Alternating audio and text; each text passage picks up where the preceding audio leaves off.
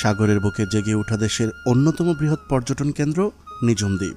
ভৌগোলিক অবস্থার দিক দিয়ে এটি হাতিয়া উপজেলার দক্ষিণে বঙ্গোপসাগরের দ্বীপটি ভেসে ওঠার পর ৮০-এর দশকে বন বিভাগ এখানে বনায়ন করে।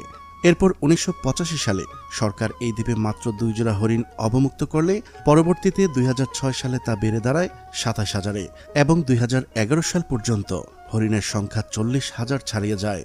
নিঝুম দ্বীপে পর্যটকদের মূল আকর্ষণ এই হরিণ হলেও তা এখন চোখে পড়ে না।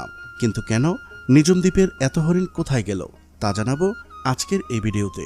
চলুন শুরু করা যাক। জলবায়ুজনিত ঝুঁকিপূর্ণ দেশের তালিকায় বাংলাদেশ অন্যতম। ঝুঁকি কমাতে নানা পদক্ষেপের কথা বলা হলেও যথাযথভাবে বাস্তবায়ন হচ্ছে না কোনোটির। প্রতিবছর বর্ষায় জোয়ারের পানিতে প্লাবিত হয়ে ৩ থেকে ৪ ফুট পানির নিচে তলিয়ে যায় নিঝুম দ্বীপ। ফলে নদীগুলোতে লবণ পানির পরিমাণ বেড়ে যায়, আর মিঠা পানির অভাবে বিপন্ন হতে চলেছে বঙ্গোপসাগরের কোলঘেঁষে জেগে ওঠা অপার সৌন্দর্যের লীলাভূমি নিঝুম দ্বীপ জাতীয় উদ্যান ও ম্যানগ্রোভ বনাঞ্চলের চিত্রল হরিণ।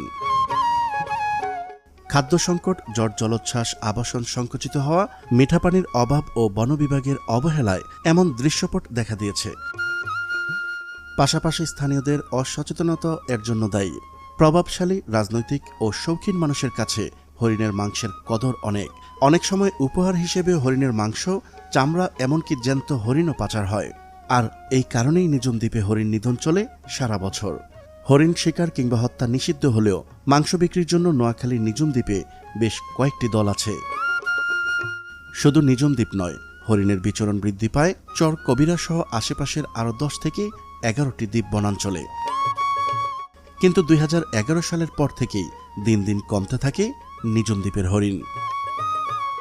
বর্তমানে নিঝুম দ্বীপের হরিণের পরিসংখ্যান বন বিভাগের কাছে না থাকলেও স্থানীয়দের মতে ৪০,০০০ থেকে কমিয়ে এখন ৪ থেকে ৫,০০০-এর মতো হরিণ আছে।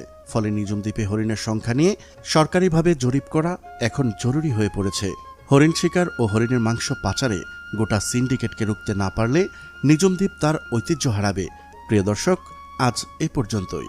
শুরু থেকে শেষ পর্যন্ত চেষ্টা করেছি নিঝুম দ্বীপে কেন হরিণ কমছে তার সঠিক তথ্য উপস্থাপন করতে। কোথাও কোনো তথ্যগত ভুল কিংবা আপনার পরামর্শ থেকে থাকলে তা কমেন্ট করে জানাতে পারেন। নিশ্চয়ই আবারও দেখা হবে নতুন কোনো বিষয় নিয়ে।